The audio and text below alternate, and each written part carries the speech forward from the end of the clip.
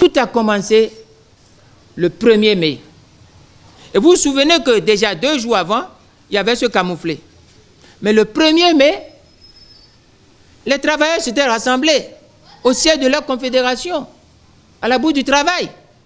Et le 1er mai n'est pas un jour qu'ils ont inventé, les travailleurs. C'est le jour où les travailleurs commémorent la fête du travail. C'est basique. Le pouvoir peut être totalement détraqué, mais ce pouvoir doit faire une parenthèse le 1er mai pour savoir que c'est un jour de commémoration. Les 1er et 2 mai, qui a donné l'ordre de tuer? Et qui sont ceux qui ont tué?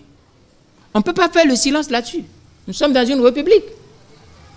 Et les Béninois ne sont pas les gibiers ou les troupeaux de Patrice Talon pour qu'ils tuent là-dessus. Chaque fois qu'il est énervé ou fâché, chaque fois qu'il est en contradiction, chaque fois qu'il refuse d'assumer ce qu'est la politique. La politique, ce n'est rien d'autre que le siège de dialogue, de négociation. C'est tout. Et à l'intérieur d'une nation, il n'y a pas d'inimitié, il y a des adversités. Les citoyens béninois ne peuvent pas s'appeler des ennemis lorsqu'ils parlent de la politique. Si nous sortons de la politique, nous pouvons parler de l'inimitié. Mais dans aucun traité de politique, de politologie, vous allez voir que des citoyens d'une même nation sont des ennemis, au point que lorsque l'un n'est pas d'accord, ils prennent les armes pour tirer sur les autres et dire qu'il fait régner la République est test. La vie en communauté est test.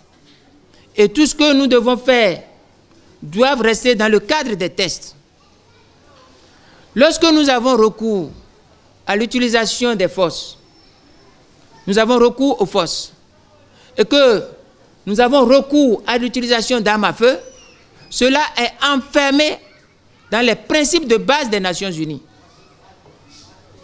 Et ces principes de base sont clairs sur les dispositions générales, les dispositions spéciales, la formation, comment on fait le rapport et la situation des responsabilités. Ces principes, surtout le principe 9 des Nations Unies, dit qu'on ne peut recourir à l'usage, à l'ouverture de feu qu'en cas de légitime défense. C'est-à-dire que si je suis policier, agent de police, si je suis militaire, soldat, et qu'on m'envoie réglementer l'ordre dans les services de maintien d'ordre, quel que soit le degré de la délinquance, je ne peux ouvrir le feu. Je ne peux tirer que lorsque je suis en situation de légitime défense. Et la situation de légitime défense est expliquée en 2 phases. Soit on veut tirer sur moi, alors que je suis soldat, je suis réquisitionné pour maintenir l'ordre, et les manifestants, les délinquants, ont ouvert ou tiennent des armes et ouvrent le feu sur moi. Là, c'est une situation de légitime défense.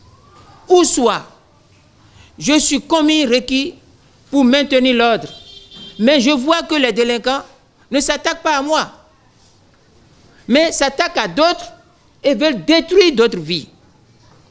Il y a une constance dans cette explication. Il n'a jamais été question d'infrastructure, ni au niveau des Nations Unies, qu'au niveau du droit national. Il n'est jamais question d'infrastructure.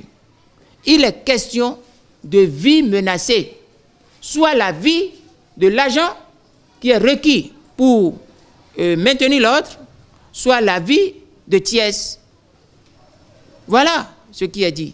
Nous avons cette constance dans le principe 9 et nous retrouvons cette constance dans le décret